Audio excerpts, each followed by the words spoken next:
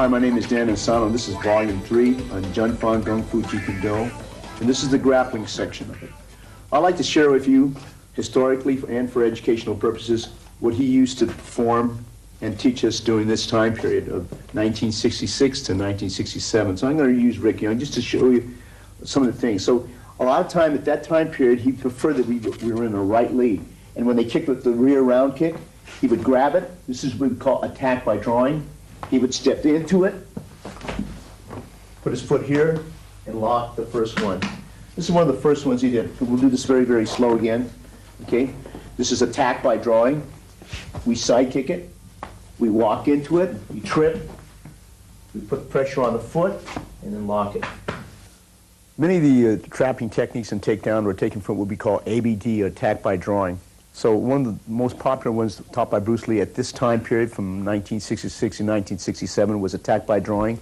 After the rear kick, we trip, and we have two locks for you. One, we stand, and one, we sit. Okay. All right. Going with the same thing again. Okay. You attack by drawing. You stand, and sometimes we would take the body over and sit and go into the Boston crab. Okay, we'll repeat those two techniques from another angle. So the first one, attack by drawing. You come down. You can do the standing leg lock and then come down to the sitting. Kick the groin in the street, but for purposes, we're going to do it last way. Okay, again, attack by drawing. Trip, take the standing lock first, roll them over in the half Boston crab, complete the second one. One of the other ways we got into the grappling was through what we call HIA, or hand immobilizing. I'm just going to show you some of the very common ones. Remember, the technique's not going to be exactly like this, but if we can trap the first barrier into the second barrier, and then we would elbow, grab the arm, and go into the lock, okay? Notice the knee is on here, the wrist flexion, and locking. Let's take it from another angle, okay? Over here again, if I enter, and this could be entry, 1, 2, okay? I'm going to come up here, grab the elbow, turn the body, place the knee down, cup the hand, and lean forward. This is a shoulder lock and a wrist lock. The next one, sometimes we would go to the opposite side. So if he crossed the center line on that motion, and we came in, and notice he crossed the center line, we now take it from this position. We drive the body down this way. We put the knee down on the back, shoulder lock, wrist lock. It's important to remember that you're not going to get into these techniques exactly the way I'm showing it right now. But for the standard, and this is the way we were taught at that time period, okay, so what we're trying to do here is enter by what we call progressive indirect attack. Progressive indirect attack is you don't go single here, but you fake here and kick, and then you go in. Now, when we knee the body, this is either the choke or the face lock. So we could do it this way, or we could do it this way. Okay, one more time, very slowly. We're entering what we call progressive indirect attack. Again, this is a direct attack, but this is indirect attack. This is ABC, okay? And now I'm going to move the knee up, do the face lock, or this way, or this way, or this way. When we talk about the grappling in JKD, or in Junfan Gung Fu, he really didn't teach it at the Chinatown school. And that's because he was still researching it. What he used to do is research on my body. But if I were to organize it, I would say that a lot of his finger locking and a lot of his locks came from Professor Wally J. A lot of his takedowns probably came from judo and wrestling, because he liked the single leg takedown, he liked the double leg takedown, simple things. He picked a couple of judo throws that he really liked, because he had judo training, I don't know for how long. He liked the seonagi, he liked the kubanagi, he liked the osotogari, he liked tai toshi. Very, very simple, you know. He didn't gravitate to the hip throws like ogoshi, yukigoshi, but he liked uchimata a lot. Right? He liked Tarai Goshi, he liked Hanagoshi. I would say that I don't know why he didn't incorporate the training, this type of training, but what he did was incorporate it with me. And what we used to do is just go through this movements through trapping, through attack by combination, which is more like kickboxing, and then put me in the lock, and we wouldn't contest it. We would just tap. If it hurt, it tapped. We didn't try to get out of it. In other words, we didn't wrestle. However, the newer people now are doing that, mainly because of the influence maybe from the movement of Brazilian Jiu-Jitsu in the United States and in shoot wrestling. Shoot wrestling, as I saw, is a combination of Russian Sambo, Japanese Jiu-Jitsu and Judo, mixed with European catch-as-can wrestling, mixed in with Muay Thai, and then modified to fit it in what we call kick and punch and submit type of arts. But at that time frame, we did not. That's why I encourage my people to train in a variety of arts, because possibly I won't be able to give them in depth that maybe some of these arts can do. And I myself train in these arts because I want to grow also, you know. And I would say that a lot of people were saying, well, the most common comment I hear is that, well, Danny Nasano has muddied the waters of Jeet Kune Do because he teaches other arts. But to me, you know, I try to teach Jeet Kune Do and Jun Fan Kung Fu exactly the way Sifu Bruce Lee taught me. However, I love to train in the other arts. And I don't think there's anything wrong with that. If you like classical music, you should be able to go into pop. You should be able to go into Western music. You should be able to go into hip-hop or whatever you like. I don't know what you like. And I don't think there's anything wrong in liking classical music and pop music or Western or jazz or whatever. I think that's a person should be able to do that. But I know I'm criticized for that because people want to just frame me in one particular way. I don't know what the deal is, but I think it's important to grow, and you don't grow unless you go out of the confines of security. It's easy to stay in one system and do it exactly that way. It's a little bit more daring and sometimes kind of fearful to go in areas where you're not familiar or to tread on waters that you're not familiar with. But that's where growth comes. As he said, it's from the old that we get the security. It is from the new that we grow, and I think it's important. In any new situation, you're going to grow.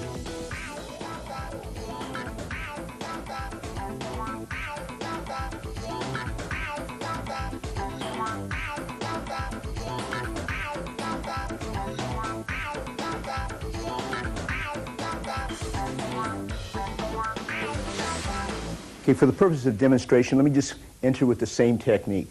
Okay, this is progressive indirect attack. You trap.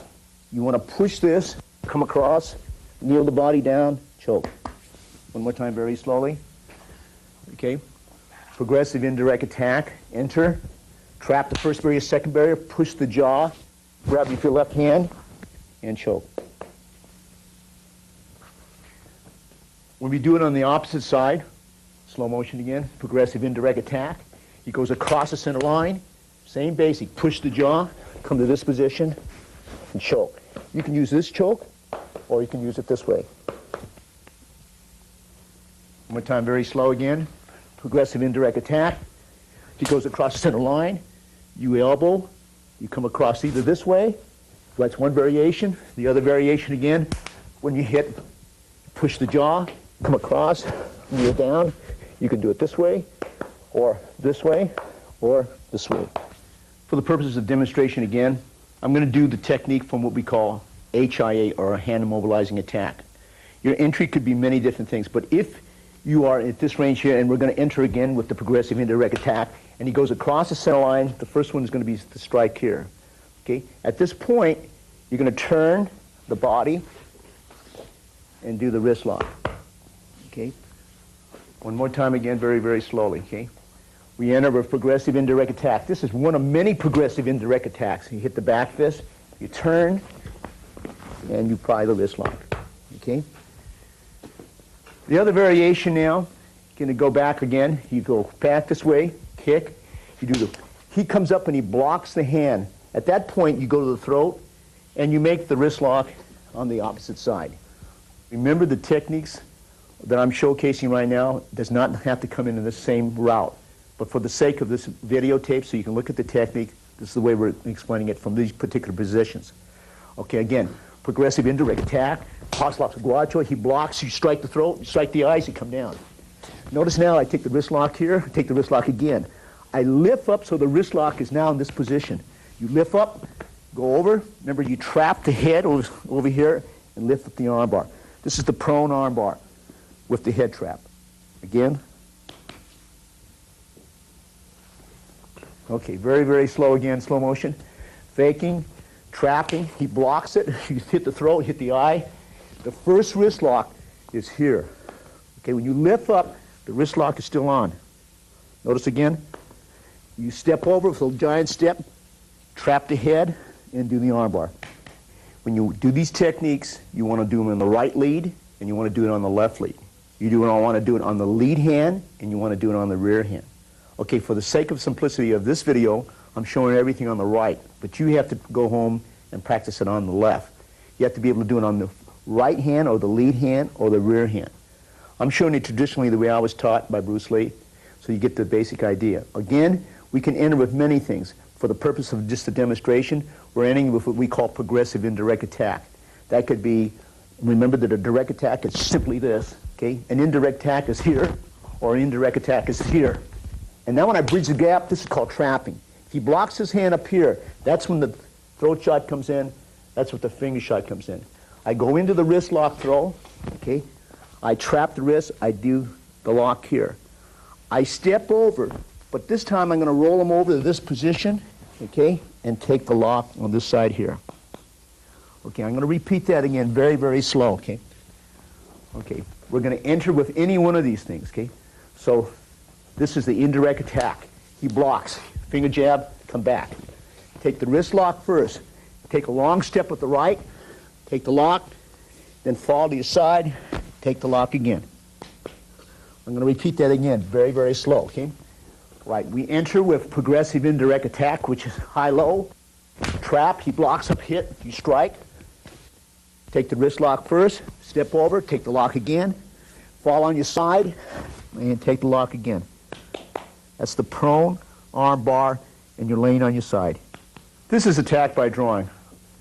You're going to draw the lead here by opening it up here, okay? And as you do so, you can grab it. That will give you one variation. But right now, all I want you to do is tap it. Enter here and come in here. If he blocks, the same distance. You come up here, you fake, and you're getting some resistance here, so you turn the body again, sit down, and lock it. Okay, one more time. Many ways to get into this, but let's just do it this way, okay? He attacks, you enter, strike, you go here and you find a resistance, you peel it off, come back to the armpit, and lock it here. Okay, now, let's look at this in another progression. Sometimes you're going to make the attack, and let's say I trap, he comes out, strikes again, I come up to this position, he puts a hand up here, I strike, I turn the body this way. You notice that I went in this lock here. He comes up again. Now this is all the different possibilities. If I come in here and he blocks again, shoots this one, shoots up again. Now I come up to here, but I find resistance this way. Now I turn it back this way. Now I come back and we set it up on this side here. The next one we're going to do is what we call attack by drawing. He strikes with the lead hand, I strike. Now my object now here is just try to slap the face with my palm, but he blocks it. At that time, you shoot one here, maybe two here. You body tackle, stay close. I'm sorry, hold the head down, switch the head over, and go into the armbar. Okay. One more time, very, very slow. Attack by drawing, that's one. Try to hit the head with the jiao or the running hand. Hit the throat, body tackle, collapse the body down, hold the head down, leg over, and armbar. In JKD, for an example, there are many camps of JKD. JKD has evolved many different ways depending who's teaching it, and I think that's healthy because everyone's going to develop it and bring it up differently.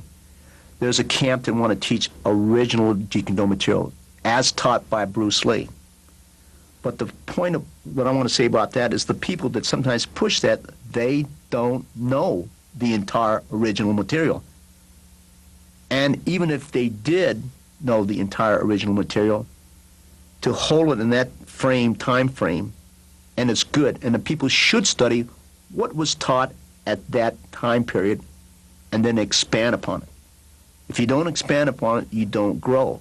People say, well, that's all I have to know is what Bruce Lee taught me in 1964 or in 1967 or in 1971 or something. That's all I need. I've heard that before from many people. To do that is to go against the philosophy, against the concepts that Bruce Lee had and against his principles, because that's not what Bruce Lee is all about. All-out combat goes, that's what he says, it utilizes, Jeet Kune Do is supposed to utilize many forms. That's why it can fit in with many forms or many methods of systems or styles or whatever you want to call it. You need to go and beyond. In other words, it would be like, okay, I eat Italian food, I like it, and it is good, and that's all I'm going to eat. And that's okay too, but you should maybe eat something else beside Italian food, no matter how good it is. Maybe that's a poor analogy, but I believe that you need to, be more well-rounded than to stay in that time frame. And if you don't, like a lot of people say, well, let's not expand this. And then there's people, if you want to, they'll say, I study Aikido, I study Jiu-Jitsu, I study Karate, I study Taekwondo. I'll put it together and I'll call it Jeet Kune Do. Is it Jeet Kune Do? It's Jeet Kune Do for them. But it is not the Jeet Kune Do of Bruce Lee, because the Jeet Kune Do of Bruce Lee has the Jun Fan Gung Fu material in the beginning. And then from there, they're supposed to grow and expand. That is Jeet Kune Do, and it is different for every individual. So I would say that if you did that, put Karate and Aikido and Taekwondo and maybe wrestling, that could be your Jeet Kune Do. That's correct. But it is not the Jeet Kune Do as devised or created by Bruce Lee, because when you say you have the Jun Fan, what he thought were the basics, important, and then expand and find your own Jeet Kune Do.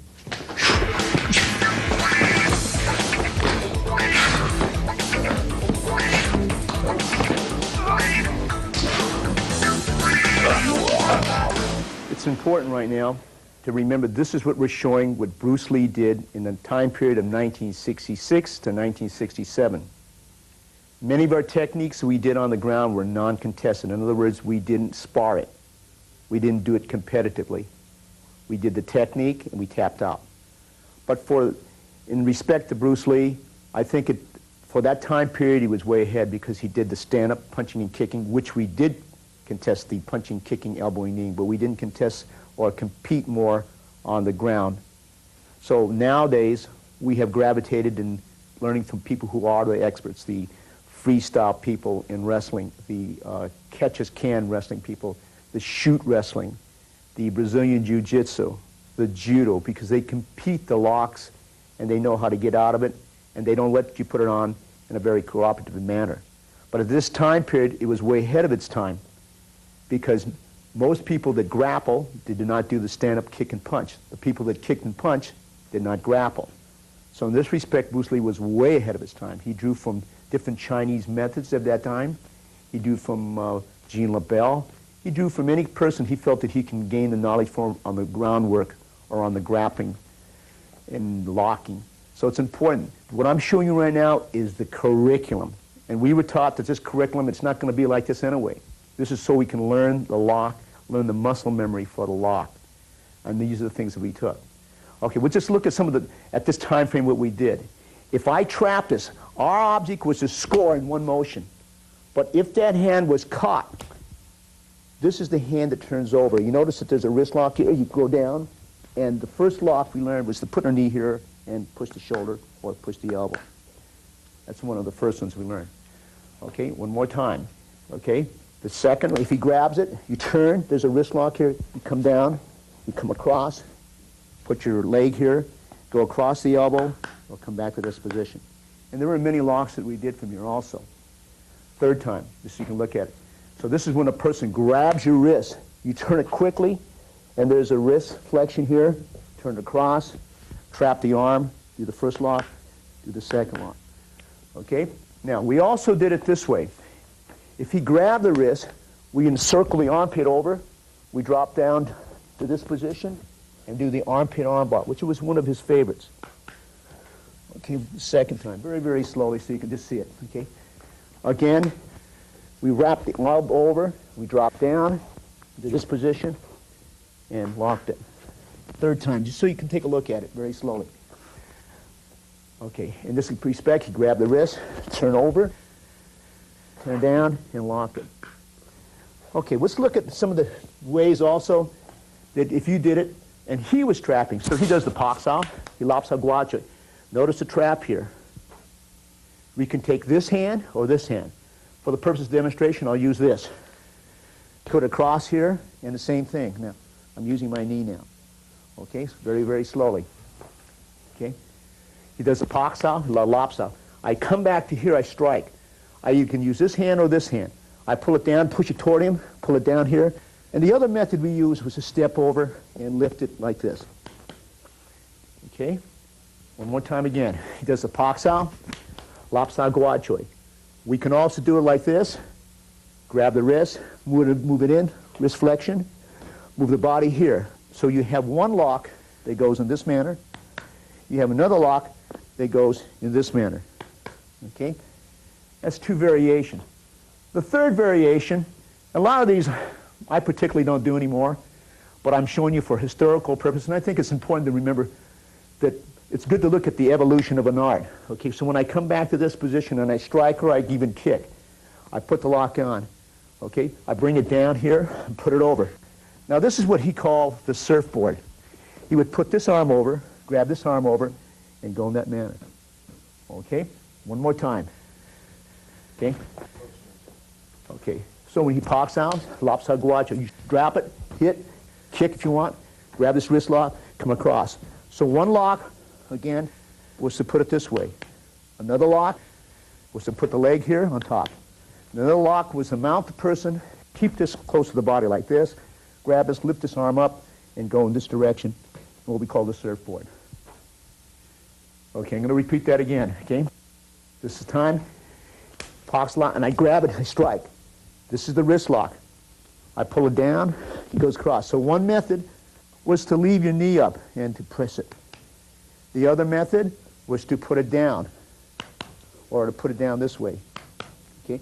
Or to raise it up this way. The other method was to lock, position. And these were just what we call the follow-ups. That's the surfboard. Okay, I'm going to give you this view over here. He does a paksao, lopsao guacho, that's the strike. You could kick, grab the wrist, first one, wrist flexion. Bring him down, okay? You could bring it down this way. That's the method we used at that time, or this method this way. Or the other follow-up was this way, okay? Or to mount the body this way, keep this up, hold this up here, grab the arm, and go in this direction. Okay, one more time from this direction.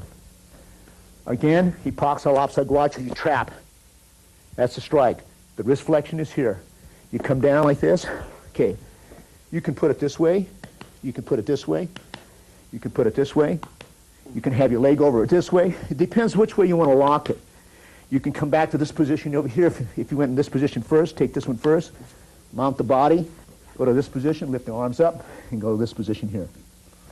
Okay, one more time again so you can see something. A lot of times when he paksao, lopsao guacho, and because of the hand, I'm going to take this hand first. See, and reverse the position and go to the opposite side. And I can do the same three from that position or the same four. One more time against pak, lop. Notice the hand is here. But now we're using this hand here. We go in, lock it, move the body across, do the arm bar.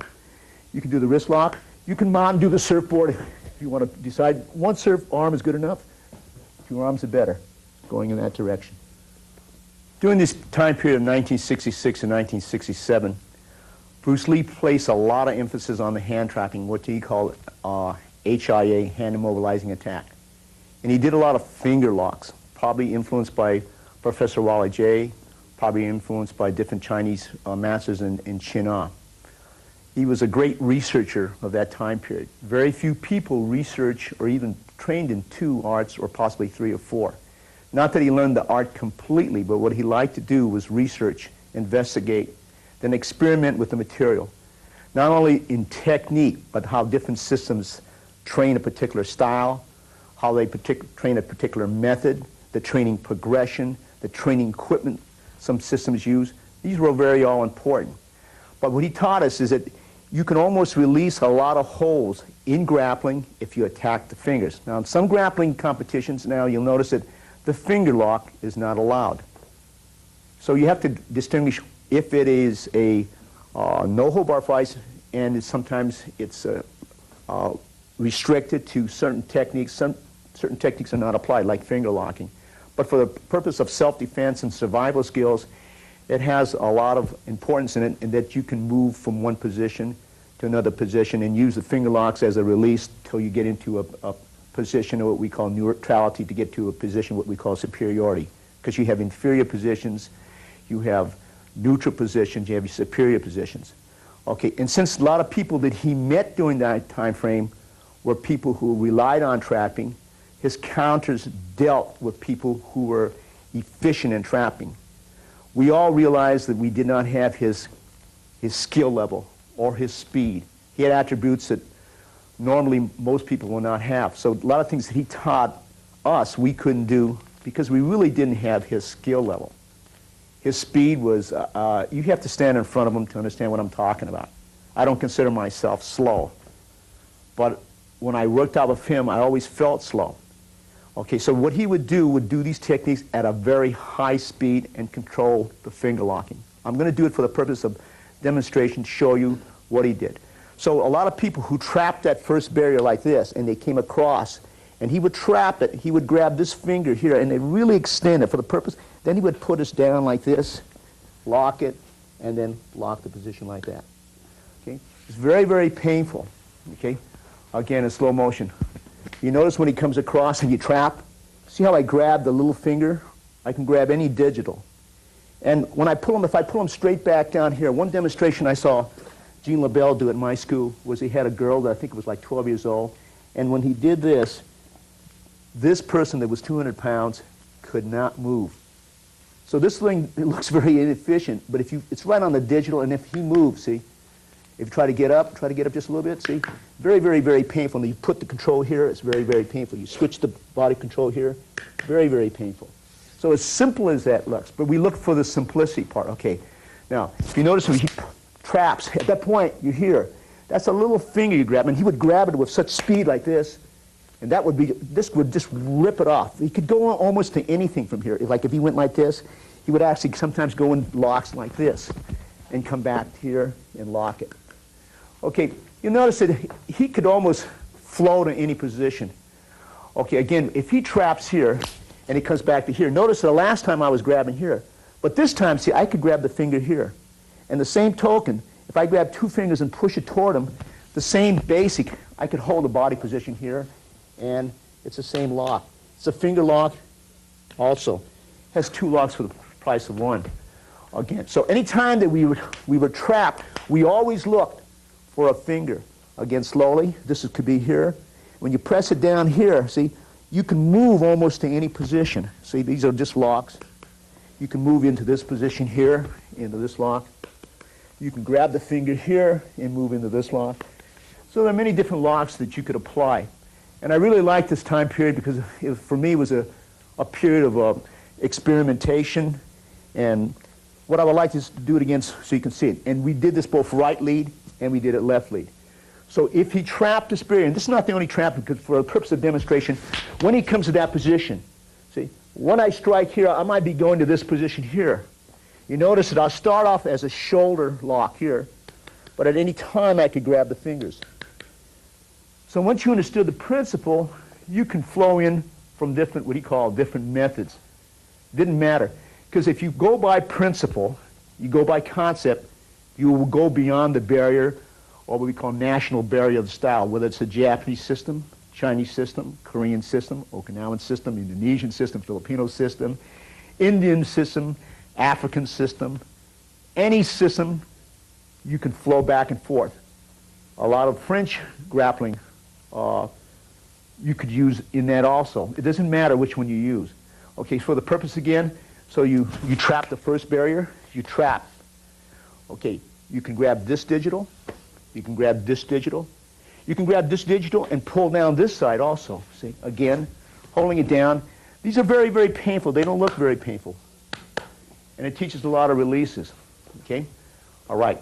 Again, you notice at this time when I go here, I always have the choice of this, or lock to the left side, or possibly here, grabbing it again. Okay, grab it again. See, now he grabs me, he comes back, see? I can grab him, see? Still the same basic. You could do it for counter pose, back and forth. It doesn't really matter. You know, Jeet Kune Do, I really don't know what it's going to be like in the future, but I will say this, okay, that everyone will promote it, advance it in their own way that they think that's right. But I will say that Jeet Kune Do people, or Jun Fan Gung Fu Jeet Kune Do people, are usually the most free-minded. In other words, what I mean by that is that they are usually the first ones will get into any kind of thing that is new. In other words, they were usually the first ones that got into shoot wrestling. They were usually the first ones that got into Brazilian Jiu-Jitsu. They were usually the first one that explored catch-as-can wrestling, Russian Sambo, different things of that nature. So most of them, I say the majority of them, are very open-minded. They're free to go in the path that they want. You know, at the time that Bruce Lee was alive, he had 3 certificates. One was on Jun Fan Gung Fu, and he gave rank 1, 2, 3. That's usually the ranking he gave, reserving 8th as the highest rank. And then he had ranked in what he called Chinese Kung Fu, the Tao of Chinese Kung Fu. And then he had rank in what we refer to as Jeet Kune Do. Both the Jeet Kune Do certificate and the Tao of Chinese Kung Fu, he gave because it said was personally trained by Bruce Lee. I have 3 certificates. At the time of his lifetime, I was able to give up to my rank. In other words, I was rank 3, I could give rank 1. We had 2, that was broken down into 1 and 2. And 1 was broken down into what we call senior 1, junior 1. 2 was broken into junior 1 and senior. And I was able to give up to those ranks during his lifetime. You know, the minute he died, people said, no, Bruce Lee didn't give rank. You can't give rank. See, but while he was alive, I could give that. I could test for it if I wanted to, and I could give that rank. So now here in the year 2000, I give rank, and I've added what we call apprentice instructor. I have added associate instructor and full instructor and senior full instructor. Apprentice now, starting in 1988, the people who study with me, they have to go 5 years, no matter how good they are, because I think the time with that same knowledge is a difference. They go anywhere from 4 to 5 years as an apprentice instructor. This is after they've already gone 3 years of learning. They have to have a minimum of 3 years before I can even look at them as an apprentice instructor. And then go another 4 or 5 years to get an associate instructor. And then they'll go another 4 and 5 years if they finish what they call a full instructor. And I usually keep 4 or 5 years to become senior instructor. People say, wow, that's close to 20 years, 23 years, because that's the way I want it. I wanted a high standard, you know. And we all have strengths and weaknesses. And anytime you grade somebody, it's subjectively and it's objectively. You have to have something objective and you have to have some subjective. It's a gut feeling, you know. Being a full instructor does not necessarily mean you're the best fighter. It means you can lead, you can teach, you know the direction and the way that art should go. And I think that's very important.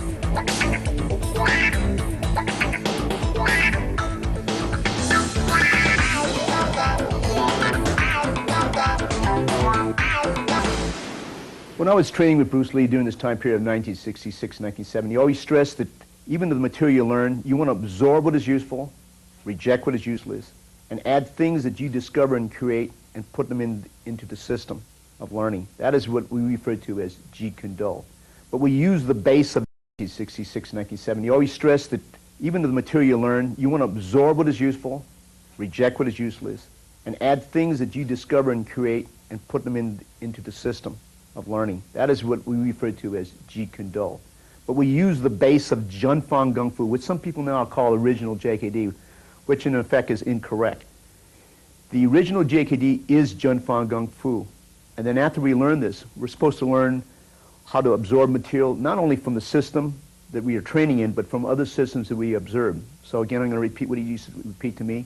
Absorb what is useful, reject what is useless, and add essentially what is your own through discovery, through research, through experimentation. I'm going to start here with the face lock or the front choke, and we're going to take it from the trapping. It does not have to come from the trapping range, but we want it to come from any range. It can come from attack by drawing, it could be attack by combination, it could be a progressive indirect attack, it could be a single angular attack. But for the purpose of this, I'm going to have Rick Young and Eric Paulson come in to demonstrate. Okay. Again, this is the entry, double Proxal. He's in the face lock. One more time. Face lock. Okay, one more time. Double Proxal, and he's going to the face lock of the choke. Now, there's a time now he's going to counter this. You now go into the different variation.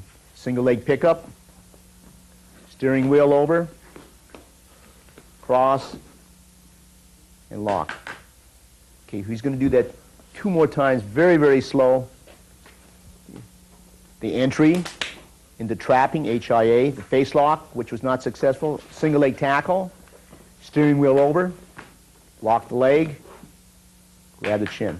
This is very classic during that time period in Junfang Kung Fu. One more time. Entry, double Proxal, face lock is single leg tackle, steering wheel over, locking the leg, and the head. Pressure is on the leg, and pressure is on the head. One more time. Double Proxal entry, the face lock is not used. Down, steering wheel over, attacking the leg lock,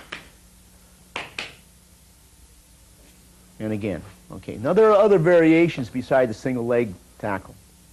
And I'm going to ask them to go through that one more time and come into another basic. Okay. Again, the entry, the same entry, so you can get the idea. Okay. Again, that's the entry. Could be one of many, many, many entries. The elbow, the face lock, which was not successful. He comes in. Now, this is the double leg tackle. Strike to the groin and the leg lock. He's going to repeat that 2 more times. These are one of many possibilities. The entry in, the face lock, which is not successful, double leg tackle, strike to the groin, and the leg lock. 3rd time, so you can take a better look at it. Okay. The trapping range, failure, double leg takedown, groin strike, and leg lock. Okay. I'm going to ask them to do one more variation from that position when the face lock fails or the choke fails. Okay. The entry again, very slowly. He tries the face lock or the choke. It's not successful. Body tackle to the rear. And now he goes into the arm bar. Okay. He's going to do it 2 more times. Very, very slow. Okay. Again. Okay.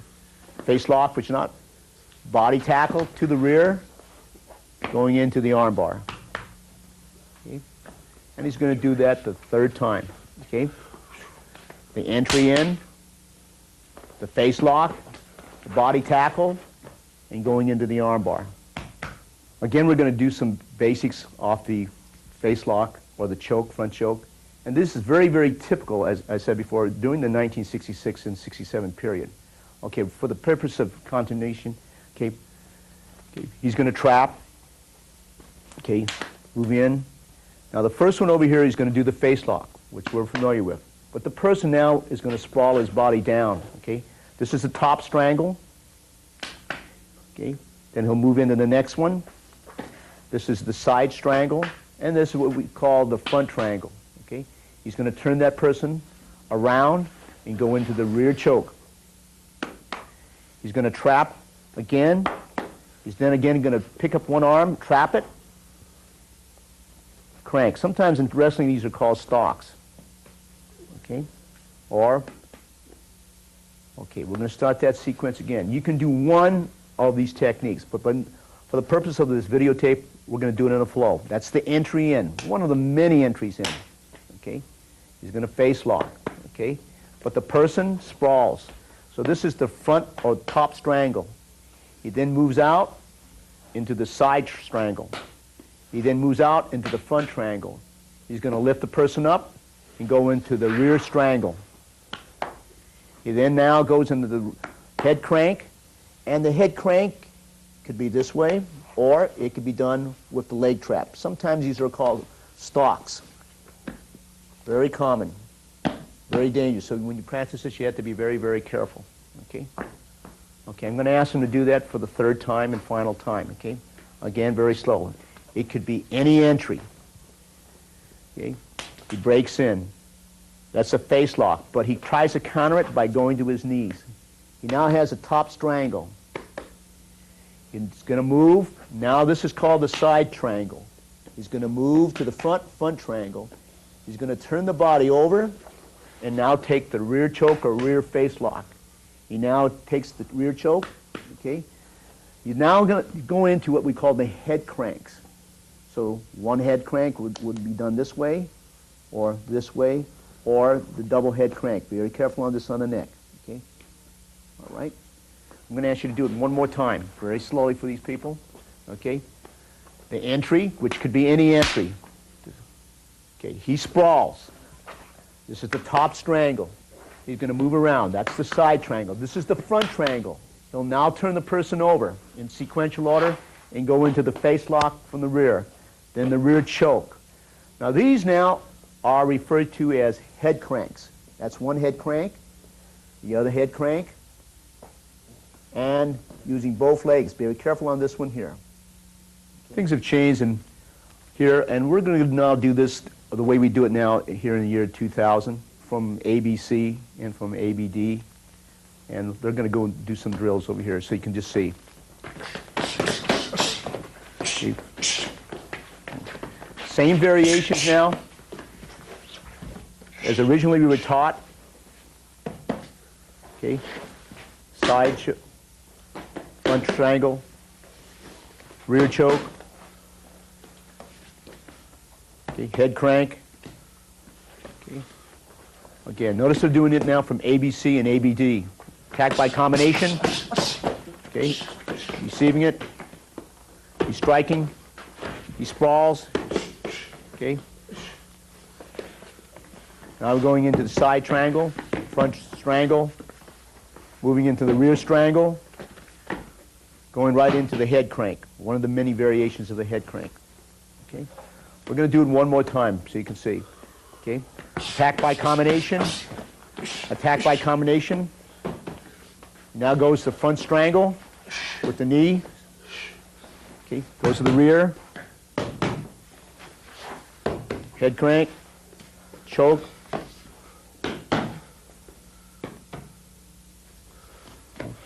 Okay. As you notice again, okay, we're going to go a little bit slower now. The last time, very, very slow. You notice that he's going to come in with attack by combination. Now he's going to draw the strikes. He himself will now go into attack by combination. He's going to take the first face lock or head choke. He's going to go down as he sprawls, and now he's going to do the front strangulation to the side strangulation. Goes into the front strangulation, moves over into the crank, neck crank, goes into the choke, and goes into the head crank from that side. Okay. I'm going to ask him to do it very slow one more time. Okay? Okay? Okay. He'll enter with attack by combination. He'll receive it.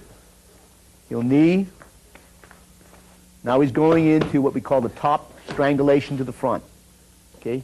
He's going to strike. Possibly he's going to move into the side strangle. Goes into the rear head crank, lead choke, and head crank. Okay, remember that all the holes or locks or strangles, they can come in through 5 ways. They can come in through what we call a single angulated attack. That means one single motion, a kick or a punch. Another way you can get in these locks is attack by combination. That's ABC. You're striking, you're kicking, and then you find the arm or the body or the neck or whatever limb Then the other way is what we call HIA, hand immobilizing attack. And then the other way is attack by drawing. And the last way is what we call progressive indirect attack. And remember, did you have to get into these locks or chokes or strangles via offensively? That means when you are striking and kneeing and elbowing and kicking, and defensively, while he's striking you with fists, leg, knee, elbow. This is very, very important because you want to be able to flow from all these positions. Here in the year 2000, again, we have changed it. And people will say, well, that's not the way Bruce Lee did it in 1964 to the 1971 period. And that's very, very true. But you remember that tactics change. Things that we use in the Civil War in the United States or in the Revolutionary War in the United States, we don't use the same rifle, nor do we use the same squad tactics. It's the same way what it was in World War I. The tactics have changed. World War II, the Korean conflict, Vietnam, Desert Storm, etc. Tactics have to change. People don't like to change. They want it original. Nothing is pure. And techniques, if you're going to make them successful, will depend on your skill. And a lot of it, of course, depends on the person who is in front of you, what his skill level is. Sometimes when we fail in a technique, we tend to think the technique is not good. It could be that the person in front of us is just superior to us in skill and in knowledge. And tactically, he's superior to us. So the techniques that we practice in this drill form, it's not exactly the way we do it now. All the techniques we've shown, remember now, we contest it. In other words, we grapple with it, we spar with it. Back in '64, we did not. We just put the choke on, the person would tap. We put the arm bar on, the person would tap. Or a lot of the students at that time period only went into the kicking and striking from the stand-up position. But things change. You have to adapt. Okay? So it's very important, as you remember this, when we're showing the technique, this is the drill form, just to show the technique. Okay, I'm going to do a short overview. If you do the technique by attack by drawing, you are drawing the rear round kick, for an example, and you can side kick. That's attack by drawing. Okay?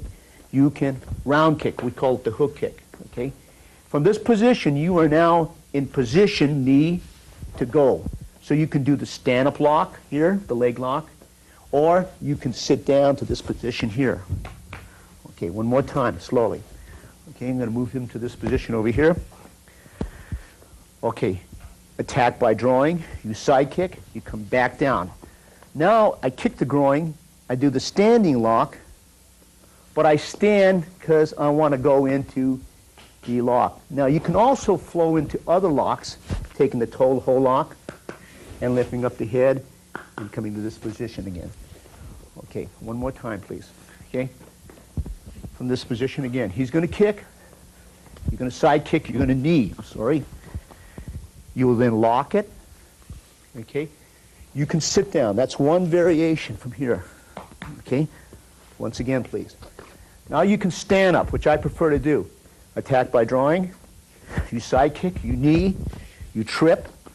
Okay. You do the lock here. You do the lock here. You switch over, lock, come over to this position, and then lock. And lock it up to here. Okay, let's look at another variation for the overview. Okay? A lot of times from this position, you're going to enter from trapping. This is what we refer to the double pak sao. BUG, now tech, you trap, you knee, you do the first leg face lock. Okay, at that point sometimes, you're going to switch the body. See? You may go into the headlock. Notice how I put my foot here? And then come back to this position, maybe elbow, shoot the body back. You're going to come into this lock here and come back to this position. You notice when I move my hip? Okay, that's one variation. Okay, let's try that again, okay? All right, so I'm going to enter from this position, trap, there's double. I'm going to knee, okay, do the face lock. Let's say it doesn't work. So I grab and I turn and I spin. I'm going to post my hand here, post my leg here. That's a head crank. Come back to here, that's the elbow or punch. Scoop the hand down. You're going to lock it up here. This is the shoulder lock with the head crank. Okay, let's try it one more time so you can see. These are different variations you can flow back and forth from. Okay? Again, you strike in, you knee, You do the face lock. It's not working. So we spin, turn, post a hand here, put the leg here for the post, lean back. We come back to this position. You can do this for striking. Lean forward, grab this position, apply the lock again, and here. As I close this tape on the third volume, I want to bring out this point, that what we're showing you now are the techniques of Bruce Lee from 1964 until his death in 1973. It must be remembered that while it worked so efficiently for him during this time period, people have to move on. Technique is good, and it is important, but probably more important than even technique is conditioning, getting the attributes, training to become an athlete, not just only a martial artist, because the two are important. You have to make the technique work, so you have to have the attributes, you have to have the condition. Probably more important, again, I'm going to repeat, is probably the conditioning part. In closing, I would like to say this, okay? Remember that these are the techniques that he used. We have gone on. I encourage my students to take Muay Thai, to take Bando, to take French Savate, to take many different arts. I encourage them to go into every grappler they meet, from Russian Sambo, to shoot wrestling, to Brazilian Jiu-Jitsu, to Nihon Jiu-Jitsu, to Judo, because all these attributes are going to help this person. And again, remember, you have to make the technique. And also remember that what works efficiently for one martial artist will not be efficient for another martial artist. A big martial artist or a larger frame martial artist are going to use techniques that fit him. A smaller martial artist is going to use techniques that fit him. There are techniques you use when the person is the same size as you. There are techniques you use when a person is much bigger than you. You have choice techniques. It will limit you to what type of techniques you're going to use. So it's important to remember this, okay? This is more of a historical film to show you the techniques as it was taught during his lifetime. But we've moved on. Not that the techniques that we were taught by him were inefficient, but these are the way we were trained at that time period. We wrestle it now. We compete it. I encourage them to compete in shoot wrestling. I encourage my students to compete in Valley Tudo type, to shoot wrestling, to Brazilian Jiu-Jitsu, because that's how they're going to grow. Okay, I want to thank you again for observing this video. Thank you. You know, when Bruce Lee died, you know, nobody would expect him to die. And at that time, there was only 3 of us that were instructors. One was Taki Kimura, which is his friend, and he taught in the Seattle area of Washington. The other one was James Lee, who was his friend also, a very dear friend, and he taught in the Oakland area. And the third instructor, I was his third instructor, and I taught in Los Angeles. When I trained under him, no one knew. So at that time, James Lee, as you know, passed away from cancer. So that left 2 of us.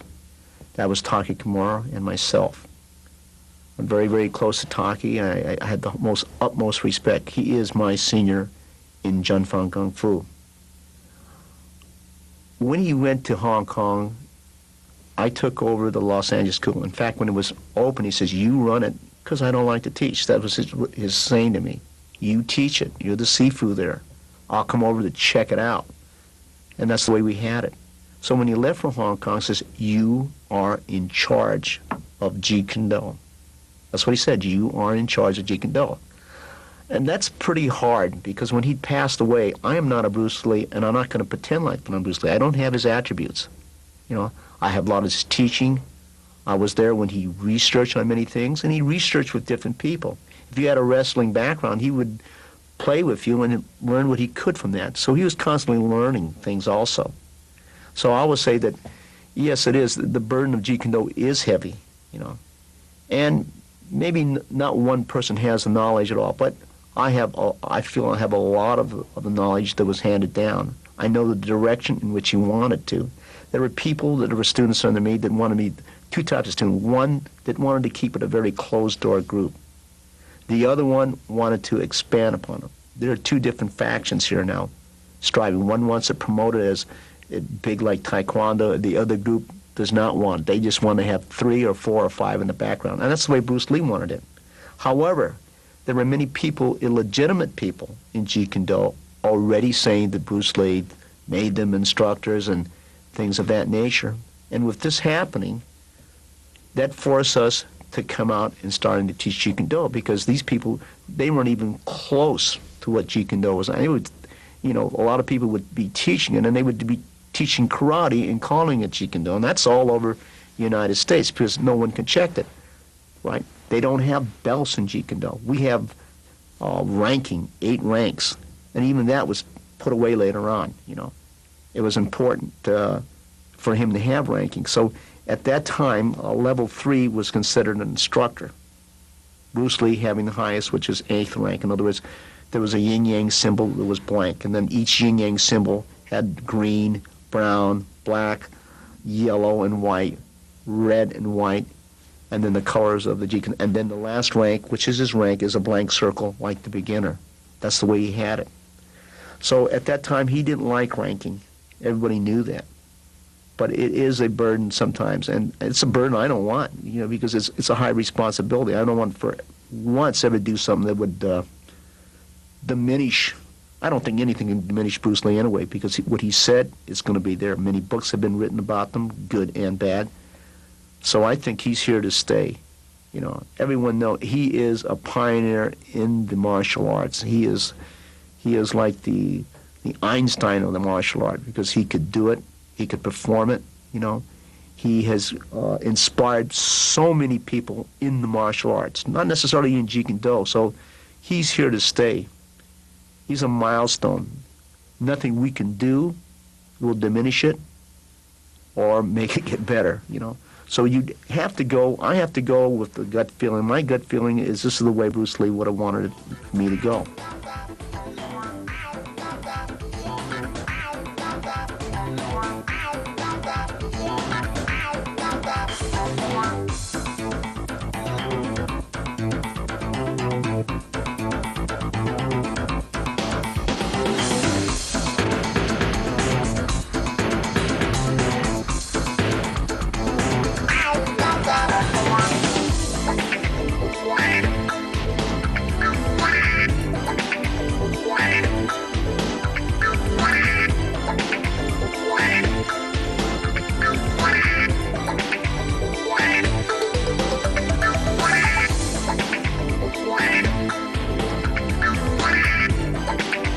Wow.